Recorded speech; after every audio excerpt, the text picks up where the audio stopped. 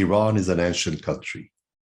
It's the land of Cyrus the Great, with thousands of years of glorious history, culture, and civilization.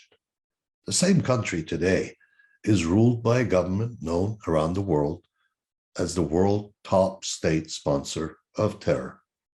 So the question is, how did we get from a country ruled by the man who authored the first Declaration of Human Rights to a country that terrorizes its own people, its neighbors, and the world?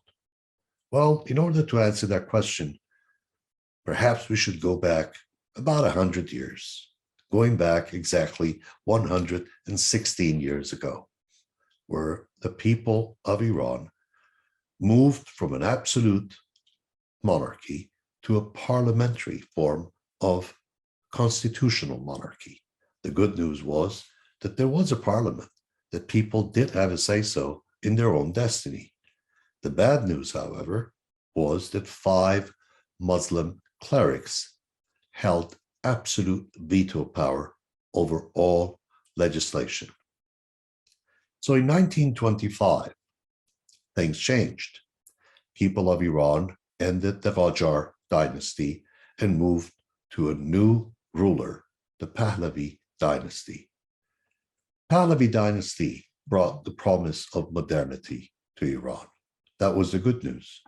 The bad news was that still the same 5 Muslim clerics held absolute veto power over all legislation. The country was moving towards a better future. Well, World War II happened and things changed. Still, there was hope for change. A new monarch, a new future, a new vision. The monarch continued building the country.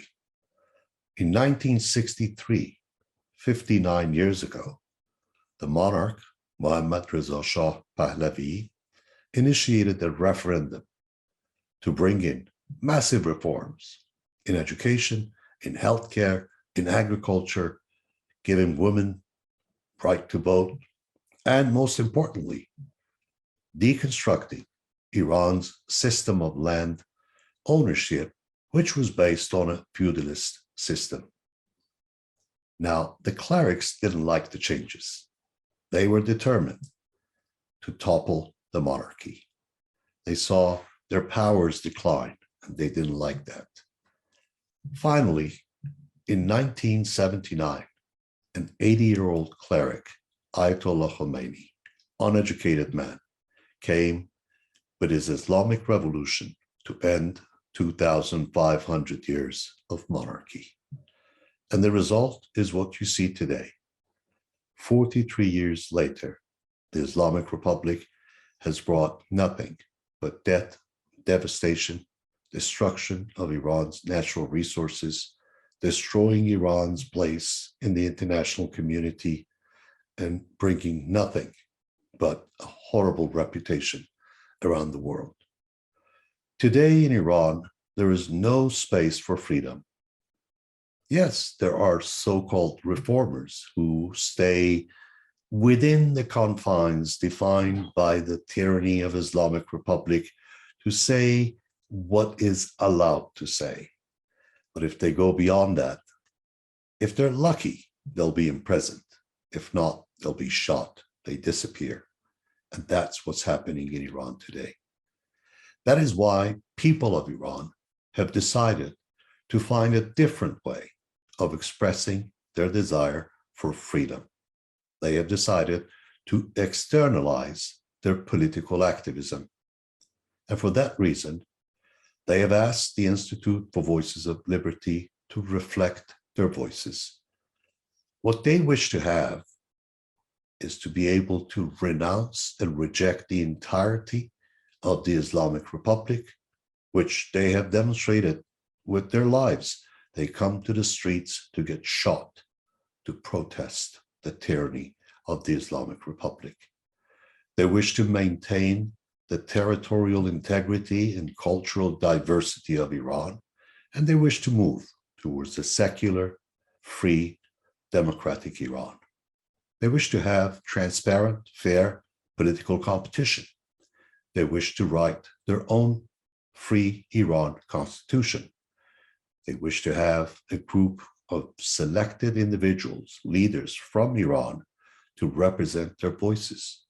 They're asking world leaders to recognize politically, if not legally, this group of selected individuals. They're their leaders. They speak for them as the alternative voice, as the voice of the people, to recognize them. It's happened before, and that's what they're asking world leaders to do. We are here to tell you that none of us at the Institute for Voices of Liberty have any desire to participate in this political power competition. We are simply reflecting the voices of freedom-seeking people of Iran. We are not a political party. We advocate for no candidates and have no place in the competition. We are neutral observers. We promote and advocate for free and fair political competition. Today, we stand with the people of Iran in their desire for a free, democratic, secular Iran. We don't really have any preference. The people of Iran decide the form of their future government. However, they tell us what they're looking for is a system that is based on 4 immovable principles: the principle of consent, the principle of participation, the principle of equality, and the principle of freedom and justice. That's what they're looking for. What we're asking you, world leaders, is to hear the voices of freedom-seeking people of Iran. The plan that is presented here is not developed in Washington, D.C. It's developed in Iran, by the Iranians, for the Iranians. We ask you to please consider recognizing politically, if not legally, a group of individuals representing the Iranian voices.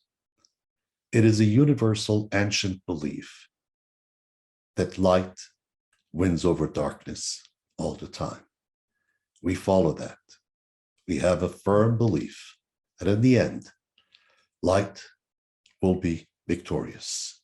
We ask you to stand with the people of Iran, and we ask you to help them reach a free, secular, democratic Iran.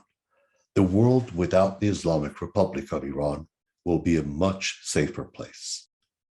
What freedom-seeking people of Iran ask for is a total rejection of the Islamic Republic in Iran, its constitution, and its related institutions. They believe in preservation of territorial integrity of Iran and its cultural diversity, and a move towards a secular, free, democratic Iran. Thank you.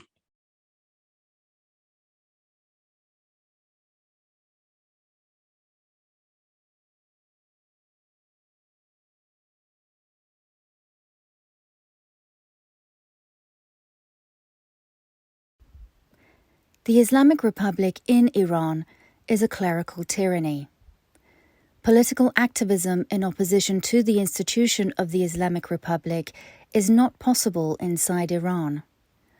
Superficial and controlled dissident voices and scattered political action make it difficult, if not impossible, to gauge the authenticity of such voices and actions.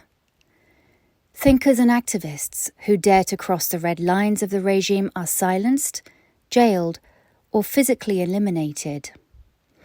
A case in point is the reaction of this repressive government to a political statement issued by 14 activists who criticized the government on its inability to address economic, civil, and political demands of many Iranians.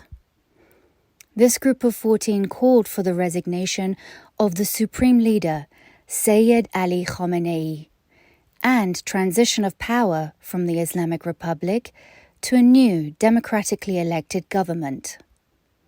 All 14 signatories to the statements were arrested or harassed, some violently, by the authorities. Some received heavy sentences for simply protesting institutional corruption, ineptitude, and political oppression. Transparency International ranks the Islamic Republic as one of the most corrupt governments in the world. The Islamic Republic is nearly bankrupt and on a trajectory of financial collapse. It is important to be prepared for the eventual fall of this regime. Today, opposition to this regime is not organized. A path for achieving change has not been established. There is a constant cry for change, but no plans for change, no seriously organized political parties, and no candidates to present plans to the people of Iran or to the international community. Islamic Republic's government reaction to dissent. In the Islamic Republic, if you protest, you go to jail. Muhammad Nurizad sentenced to 15 years imprisonment. Abbas Vahedian Shahrudi arrested, assaulted, imprisoned. Kamal Jafari Yazdi arrested, sentenced to 13 years in prison. Hashem Khastar sentenced to 16 years in prison. Muhammad Maleki, former head of Tehran University, assaulted, arrested, deceased. Gohar Eshqi, mother of a murdered protester Sattar Beheshti, threatened, assaulted. Muhammad Hussein Sepehri, arrested.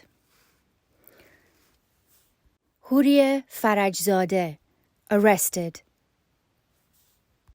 Muhammad Reza Bayat, assaulted.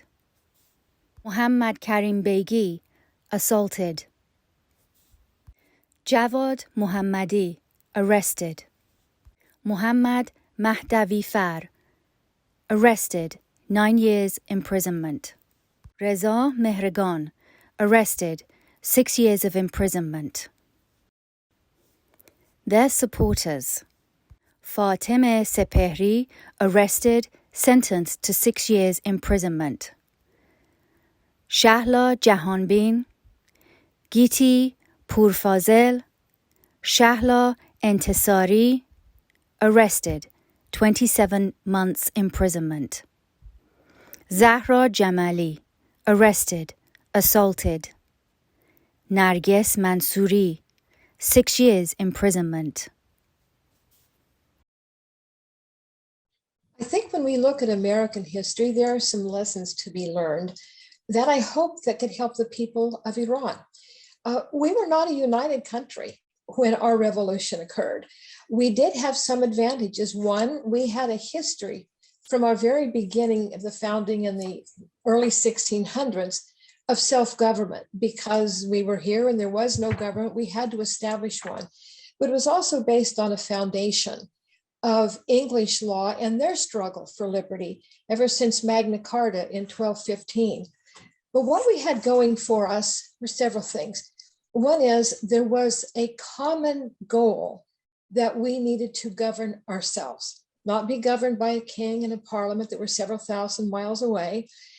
There was not an agreement on what that government should look like. And by the way, we were not one country. We were 13 countries. And we came together, though, with that common goal. We also had several other common goals that I think are foundational for any democracy-seeking people. And that is, we created a Declaration of Independence that said that there were certain inalienable rights, and those were life, liberty, and the pursuit of happiness. And that document also said that government should be rested on the consent of the people. So I think the first lesson is, number one, you're not always going to have unity on everything, but there has to be unity on certain fundamental principles, and that is liberty, life, the pursuit of happiness, and government resting on the consent of the people. 43 years of Islamic Republic rule, institutionalized corruption, and the reaction from the opposition inside and abroad can be summarized like this. In 1979, an 80-year-old cleric led a revolution ending the 2,500-year-old monarchy in Iran. 8 years of war with Iraq took the lives of 1 million people on both sides. The war was led by Rafsanjani, a cleric. In 1982, Iranian regular army forces and special forces pushed back Iraqi forces. By all practical means, this could have been the end of the war with what is referred to as Fathul Mubin operation in 1982. Iran could have declared victory and ended the war, but it did not. Instead, it continued the war for 6 more years. Finally, in 1988, the war ended. Young warriors had fought for preserving the territorial integrity of Iran, coupled with and powered by their religious belief in martyrdom. The cycle of corruption began when Rafsanjani declared Khamenei as supreme leader and the heir to Khomeini, the founder of Islamic Republic. Khamenei was not qualified as a religious leader. Lacking legitimacy, he owed his power to Rafsanjani. Rafsanjani himself owed his own prize to the IRGC, which became the protector of the Islamic Republic. The legitimacy crisis advanced at a steady pace. As Khamenei bribed Rafsanjani, Rafsanjani bribed IRGC, and the corrupt IRGC commanders took their raid on national wealth. Religious foundations began to devour natural resources. Consecutive corrupt governments were formed. The founder of Islamic Republic, Ayatollah Khomeini, provided the foundation for corruption, while the most corrupt government in the Islamic Republic was led by the so-called reformist, Mohammad Khatami. Khomeini was an uneducated cleric whose worldview was limited to his clerical studies. He was a dangerous man, but not a thief. The cycle of corruption began when Rafsanjani elevated an illegitimate leader, Khamenei.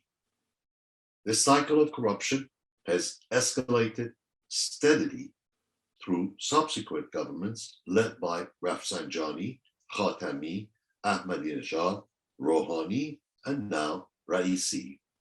It is an authentic platform, support of Iranian voices. Our heart and hands are extended in friendship to all like-minded entities, and we seek everyone's support. 43 years of Islamic Republic rule institutionalized corruption and reaction from the opposition inside and abroad. A lot of freedom lovers and freedom-loving entities have been fighting the terror and tyranny of the Islamic Republic over the past 43 years. People of Iran see and hear what we all do, and while are not representing anyone, we are reflecting the voices of freedom-seeking people of Iran, those who reject the entirety of the institution and constitution of the Islamic Republic. The people of Iran were arrested or harassed, some violently, by authorities. Some received heavy sentences for simply protesting institutional corruption, ineptitude, and political operations. Transparency International ranks the Islamic Republic as one of the most corrupt governments in the world.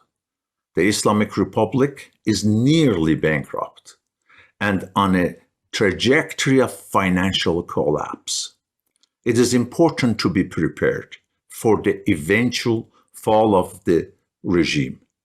There is constant cry for change, but no plans for change, no seriously organized political parties, and no candidates to present plans to the people of Iran or to the international community. As President John F. Kennedy famously said, "We are going to the moon because it's hard." We say, if not us, all of us, then who? And if not now, then when? For those reasons, we are here at the Institute for Voices of Liberty. It is difficult to obtain reliable figures on the Iranian economy. Even figures published by the IMF are questionable due to the lack of transparency in reporting. A summary of economic figures includes population 85,484,011. Iran holds 10% of the world's proven reserves in oil and 15% of its gas reserves. GDP is $703.9 billion, with an estimated $1.1 trillion PPP GDP growth. In 2018, it decreased by 5.4%. In 2019, it decreased by 7.6%, and in 2020 by 6%. GDP per capita, $8,215. Inflation, 34%. The population lives below the poverty line, with 55% living on less than 3.4 toman per month, or roughly estimated at $121 per month. 10.9% of the population lives on less than $5.50 per day. The misery index is higher than that of Angola, Haiti, Zambia, and twice that of South Sudan. Gallup reports that 59% of Iranians say their local economy is getting worse. 91% of Iranians say it is a bad time to find a job where they live. Transparency International scores Iran's corruption 149 out of 180 among the top 25% of the most corrupt countries in the world. The Fragility Index scores Iran at 84.5 index points. The world average for 173 countries is 66.4 index points. Oil revenues have dropped and its currency is in a freefall. Government debt has risen from $139 billion in 2016 to $406 billion in 2021. Islamic Republic violates international law. A case for illegitimacy of the Islamic Republic in Iran. We seek the recognition of an organized opposition to this rogue regime. Gross violations of international norms including the Universal Declaration of Human Rights, the International Covenant on Civil and Political Rights, International Covenant on Economic, Social and Cultural Rights. Gross and systemic human rights violations are documented and reported by the UN Special Rapporteur on Human Rights in Iran, whose missions have been extended since 1984. Extrajudicial executions of thousands of political prisoners in 1988, determined as crimes against humanity by human rights experts from the United Nations. Diana El-Tahawi, Amnesty International's Deputy Director for the Middle East and North Africa. Extrajudicial killing of over 1,500 protesters in 2019. Top state sponsor of terror through proxy terrorist elements endangering global peace and security from the Middle East to Africa. Threatening Israel, a member of the United Nations, with extinction in violation of Article 2(4) of the United Nations Charter. continued violations of the United Nations Resolution 2231 by expansion of its intercontinental ballistic missile and nuclear program and endangering international peace and security. It is imperative to counter this rogue regime. We ask world leaders to recognize an organized opposition to the Islamic Republic in Iran. International law, how Islamic Republic confined itself with the international laws. When we look at it from the beginning of Islamic Republic, from the hostage taking, from bombing of the cultural and military centers around the world, trying to throw its weight by being a quiet, nice terrorist, has ended. We hear from the most leaders of the world that intention of Islamic Republic is a spread of Khalifa Islam Shia, that it's the only focus of this regime, not representation of the country like Iran, has become obvious to everyone. It is time to know that this regime, by not accepting any laws outside itself and calling himself representative of God, has caused a lot of damage for us that made it Iranian not to be the status that they're supposed to be in the world because of behavior of this country and disobedience or unacceptance or compliance with the international law that we all need to be part of in order to grow, in order to relate, in order to be, in order to have a better life. This fight of Islamic Republic with the rest of the world and what they say is enough. The people of Iran cannot absorb more pain because of the behavior of this incompetent Ali Khamenei, that really should not run or decide or oversee for the country as big as Iran and people as smart as Iranian.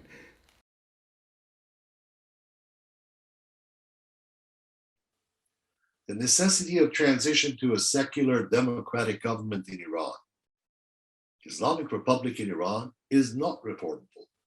The most formidable obstacle to formation of real democracy and the holding of free and fair elections in Iran are the principles of absolute rule by religious leaders, dominance in politics, government and society, and Sharia-based law.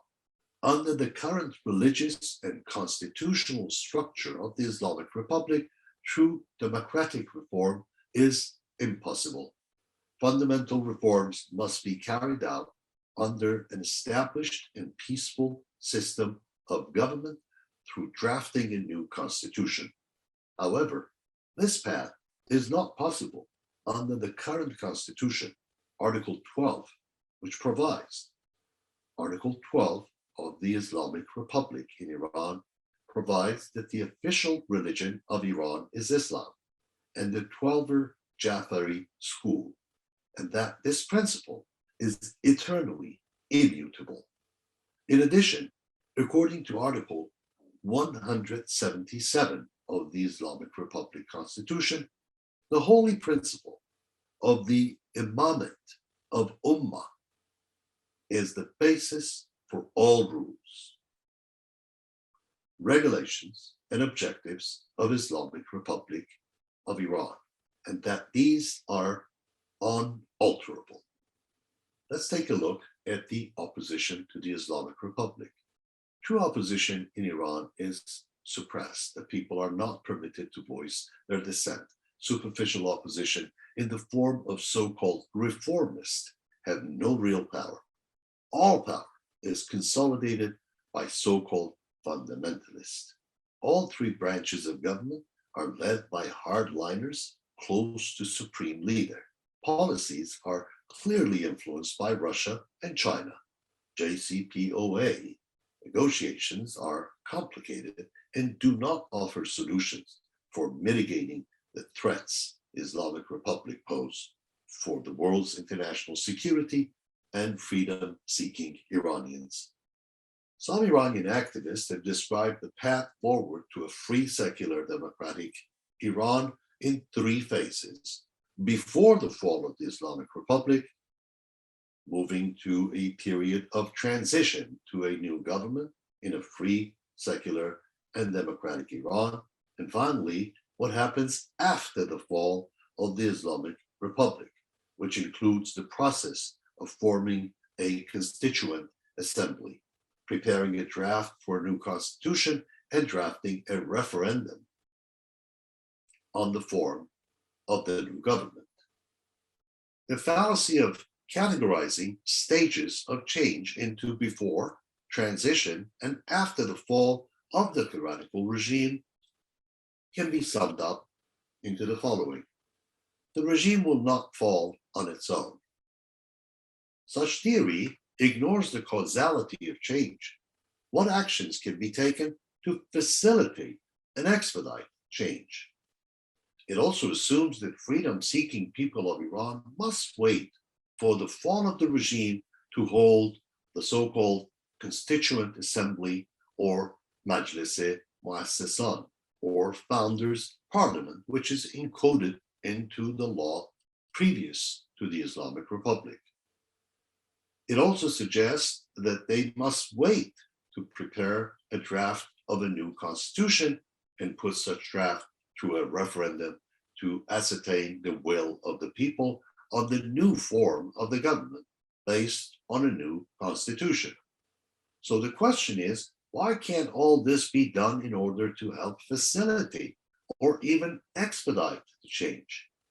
Now and outside of Iran, with the cooperation of political activists inside Iran. Why can't this be expedited? This thinking is framed in the operating requirements of the agricultural age or the industrial age. We are in the information age. Instead of assuming that the regime will fall on its own, freedom-seeking people of Iran can form a constituent assembly or a Majlis-e Muassasan and prepare a draft of the new Free Iran Constitution now and outside of Iran, with full participation of those who have rejected and renounced the entirety of the institution of the Islamic Republic. Historically, when we look at examples of weak countries, failing states that are rogue regimes, we see the trend of lashing out, violating international norms, violating international law. For example, pre-war Germany, Nazi Germany, this was a country that was rearming in violation of the Versailles Treaty. It was violating numerous international laws. And of course, it was turning inward and persecuting its own people. You also have the example of the Soviet Union. Prior to the Soviet Union's collapse, what was it doing? It was thrashing out, acting like a rogue regime and violating the sovereignty of its neighbors, Afghanistan and other countries. So we see this trend. We see this trend of increasingly rogue regimes when they're weak, when they're on the precipice of failure, of collapse. The Islamic Republic is a tyranny. Political activism inside Iran is not safe. Many pundits, no political leaders, no organized entities, no plans, no candidates, no open competition for ideas. Solution: externalize the risk of political activism through an obfuscated proxy representative system abroad. The goal and the roadmap to change. Political parties are formed. 3 different charters with a single shared principle: equality for all under the law. Big government controls all production. guarantees economic equality and equality for all under the law. Small government delivers a national security, healthcare, education, and independent judiciary and equality for all under the law. Small government delivers national security, healthcare, education, industry, judiciary, independent armed forces, and equality for all under the law. Unity through competition. Unifying principles. Shared principles. What percentage of the population votes for equality and other shared principles? We are asked if this regime is reformable. So the definition of the reform, if it's only change, one can say yes. If the definition of the reform is in some measured progress from where we are, absolutely no. This regime, even though has created a multiple head in itself, or used multiple beliefs at a different point to prepare that it has some type of political parties in Iran and change can happen by people. The only change we see in this system is shedding all those non-Khodi, or those who are not like Islamic Republic and they don't behave like that, they don't talk like that, they don't dress like that, is the cultural war that Islamic Republic has taken with the Iranian woman not only has decreased, it's increased from their original existence. If the reform does not mean change only for worth, yes, this regime is not reformable. Since it's not reformable, it's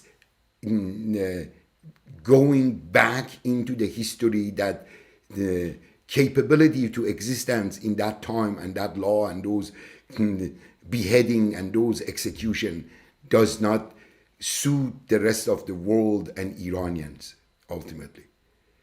Iranians are free people that they want to constantly learn and grow with the rest of the world, to be part of the world and contribute to humanity and earth and world, not only get entangled with the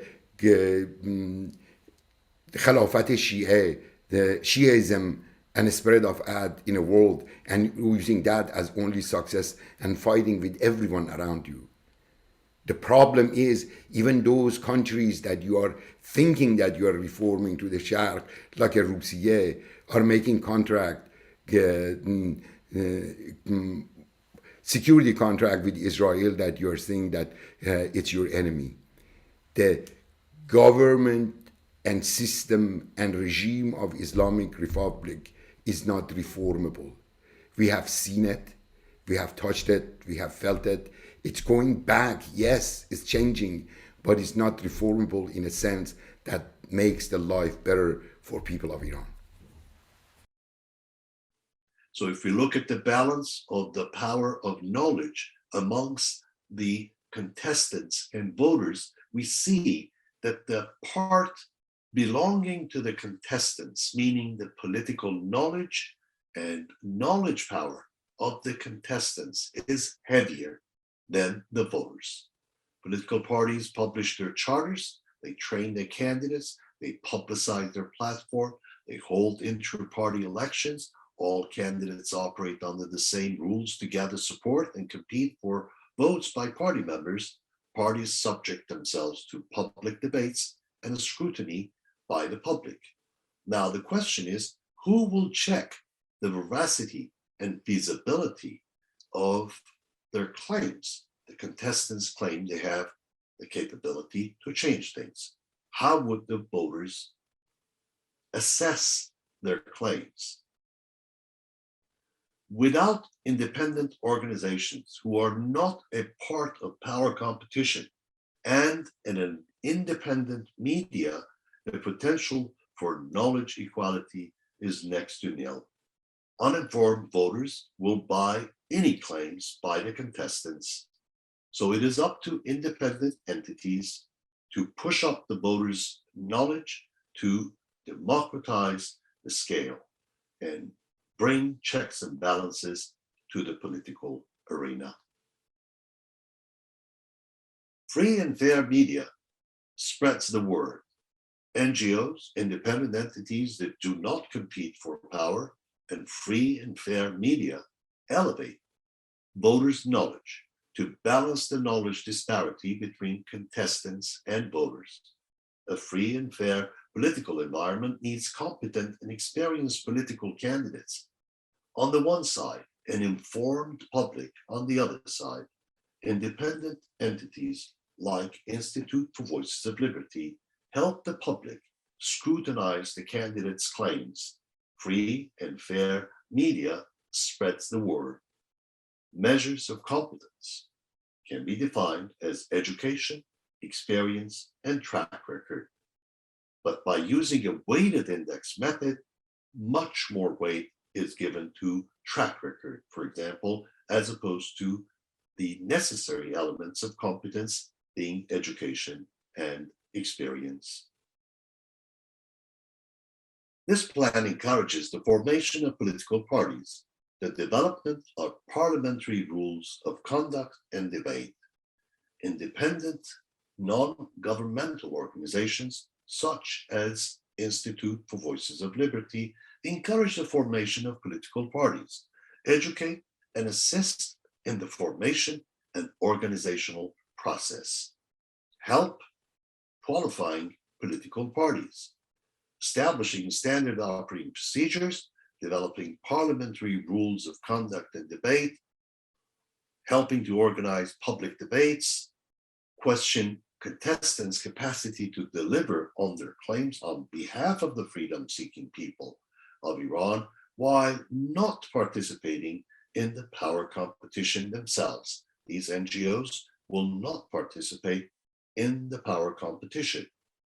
They do not favor one party or one candidate at any time over the others. NGOs will scrutinize the independence of media. Now, what does the independent media do? Independent media provides checks and balances on political parties, informs the public on candidates' political background and qualifications, scrutinizes the neutrality of independent entities, such as NGOs, scrutinize other independent media fairness and neutrality, maintain neutrality themselves, that is the media, providing public with a specific, unbiased assessment of all components of the political system. Media does not itself participate in power competition. It also does not favor one party or one candidate over others, and it scrutinizes the neutrality of independent entities such as NGOs. Well, modern technology makes this possible, where people want to demonstrate in Iran. And by the way, not all of them do, but I think the majority do. We've seen this. Those demonstrations are put down violently. There are attempts to stop people from using the internet, but you can't stop it completely. And the women, the young people, the unrest you see in Iran, the need for jobs, the need for making a living, all of these things are true, but they can't be expressed. The internet, modern technology, which is what we're doing right now, gives people an opportunity, not only in Iran, but around the world who care about Iran and who many of whom are Iranians, to have these voices expressed and almost create political parties, create these conversations around the world and in Iran. And hopefully the world leaders then will get a real perspective of what the people of Iran, inside and outside of Iran, really want for the country.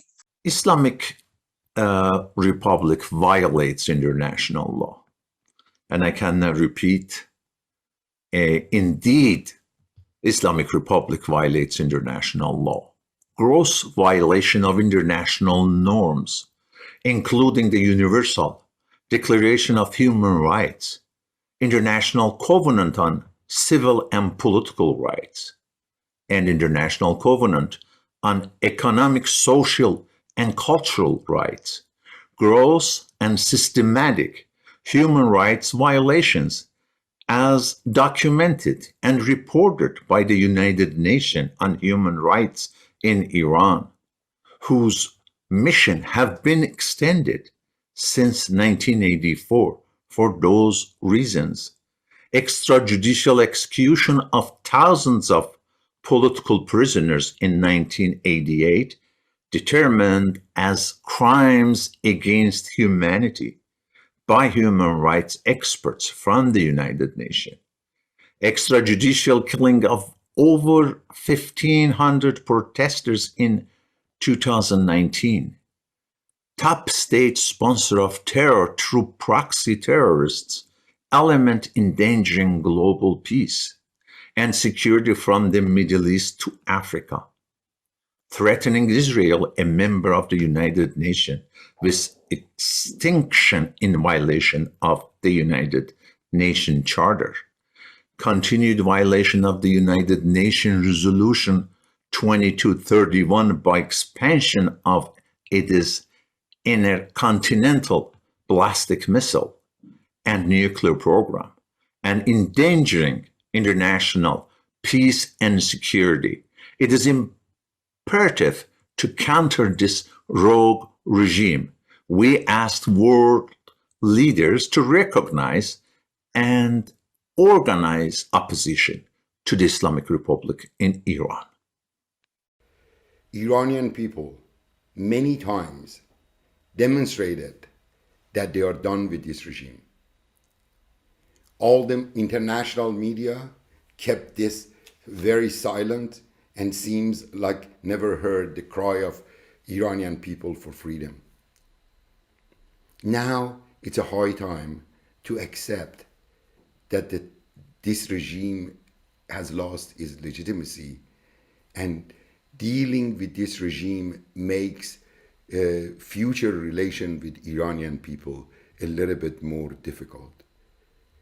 We want our friends in business, in government, in cultural centers, in art centers, to know that it's better for them to deal with people of Iranian people directly than using Islamic Republic as a legitimate source to talk to Iranian people.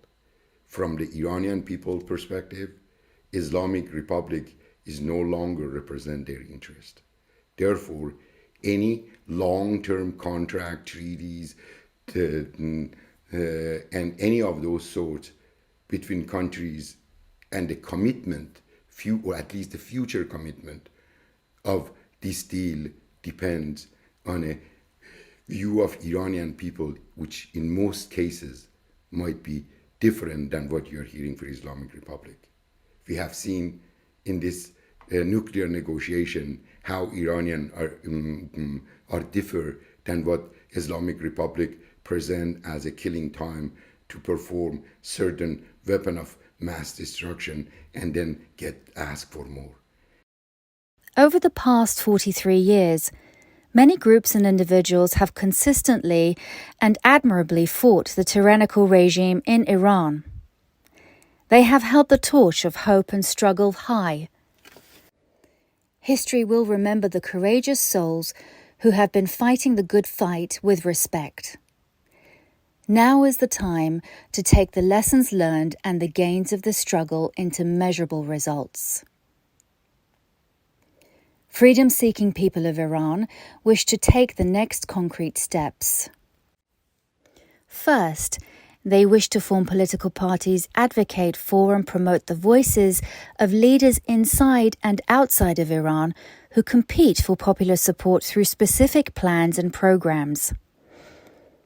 Next, While candidates compete against each other, they will unite and galvanize supporters of various plans and programs around shared aspirations, such as equality of rights under the law, regardless of gender, sexual preferences, religious beliefs, political beliefs, ethnicity, or any other superficial, real, or perceived differences.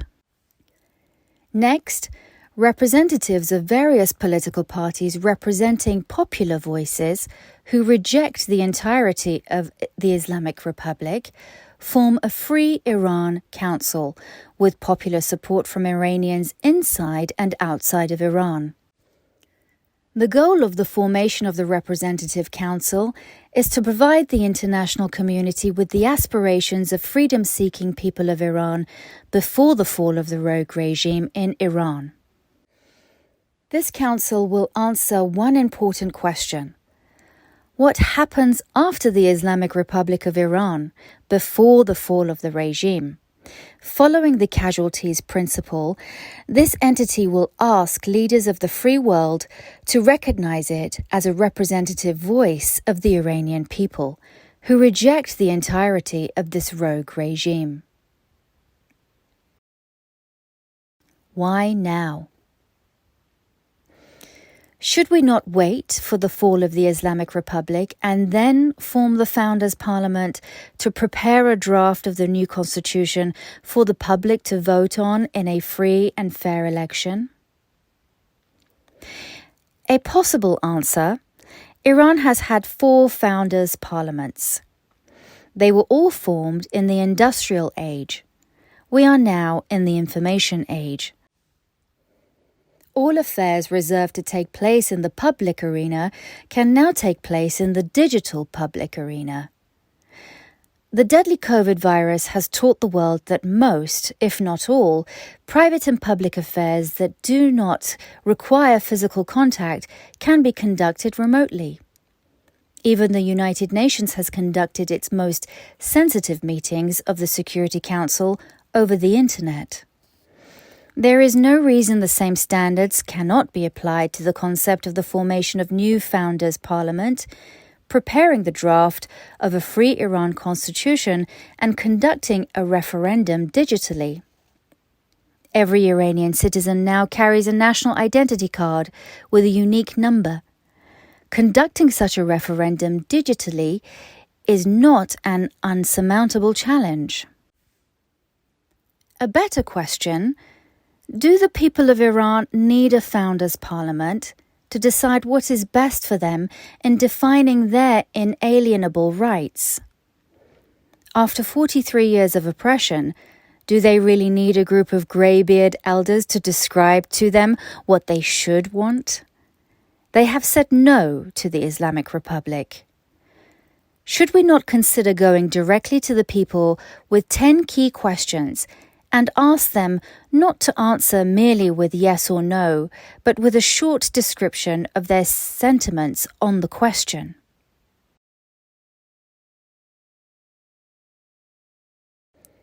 The necessity to form the Free Iran Council.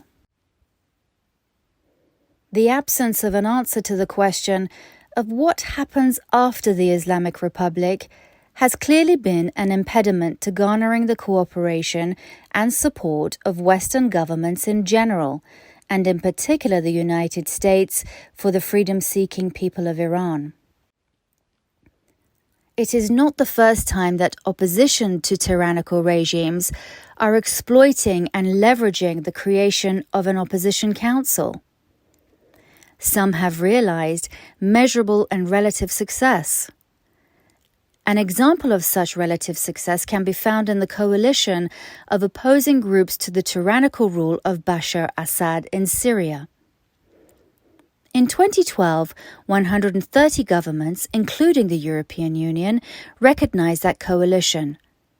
Specifically, at the official gathering of the leaders of the Arab League, Syria's chair was assigned to the coalition of opposition to Bashar Assad's rule. While the formation of such recognized opposition did not lead to the fall of the Assad regime, Due to many reasons, this organized political action placed a significant pressure on Bashar Assad's authoritarian rule and measurably eroded the legitimacy of his tyrannical rule. It is not merely wishful thinking to capitalize on the experiences of other freedom-seeking people and learn from their successes and failures that the true aspirations of freedom-seeking people of Iran can be realized through this process. The world will be a better place when the tyrannical, inept and institutionally corrupt regime of the Islamic Republic is replaced with a secular, democratic government based on consent, participation, equality and freedom by the people, for the people of Iran.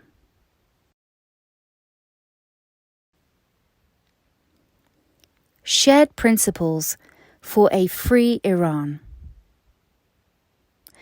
Describe your sentiment to the following questions in 200 or fewer characters. 1. Should all Iranians be equal under the law?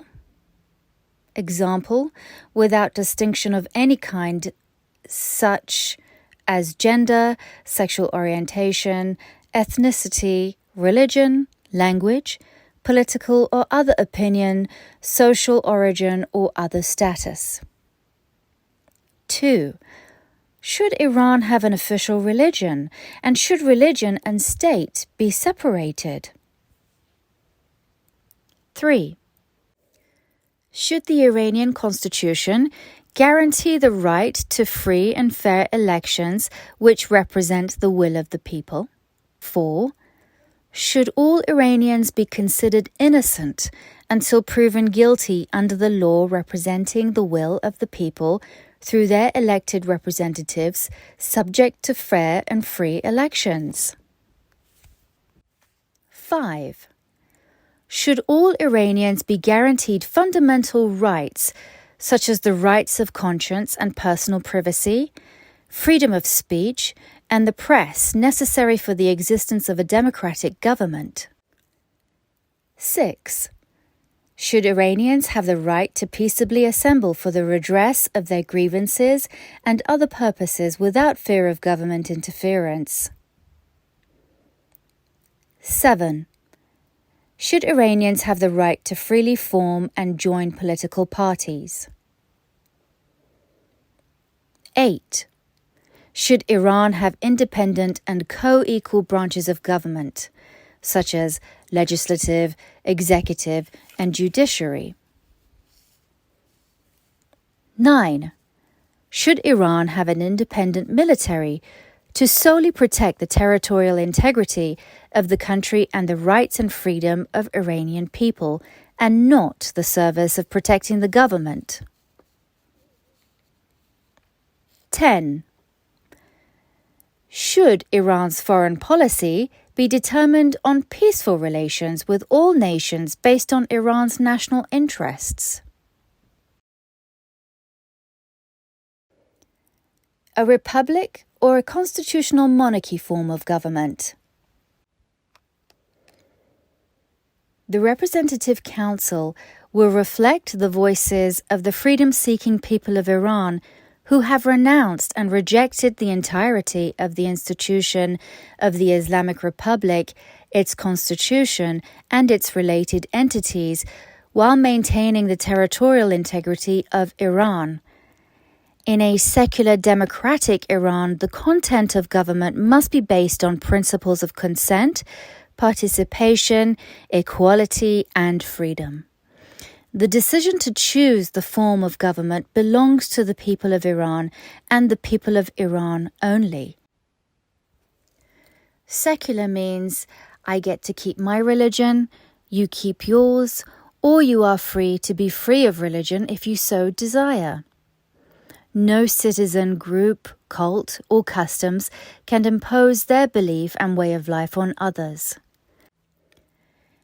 Democratic means the majority rules while protecting the rights of the minority. The difference is in the content, not the label. iVOL stands for the Institute for Voices of Liberty. Our main mission is to gather, analyze, and reflect the voices of freedom-seeking Iranians, those who, by virtue of the fact that they are forced to live under a tyrannical dictatorship, reject the entirety of the institution that rules over them, and wish for an honest system of government that respects their rights and honors their aspirations for living in a free and just society. One of the first challenges we faced was how to collect these true voices in a climate in which dissent is brutally suppressed through executions, imprisonments, severe economic punishments and deprivation, and extrajudicial killings.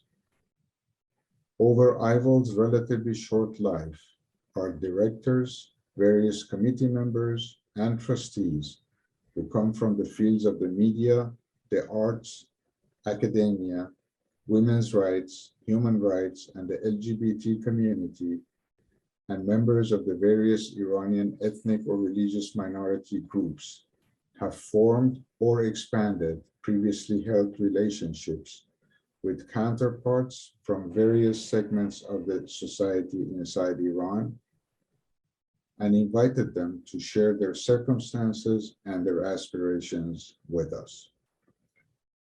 Based on such input, our Imagine Committee has created the platform that is being presented here called Externalizing the Risk of Political Activism in Iran, in order to mitigate the risk of such activities and to minimize the threat of government crackdown. Our hope is that by offering this platform, we can contribute to the creation of an environment in which the best of ideas for a future, free, democratic, and prosperous Iran can flow and compete in a fair and transparent manner. We invite all freedom-loving Iranians to contribute their best ideas to this process by sharing them on our website. We believe that in the age of information, ideas can take shape beyond physical locations and away from the geographic areas which pose dangers to the offerer. And as such, our freedom-loving compatriots need not wait for the collapse of one system in order to imagine and plan for a free Iran. Thank you.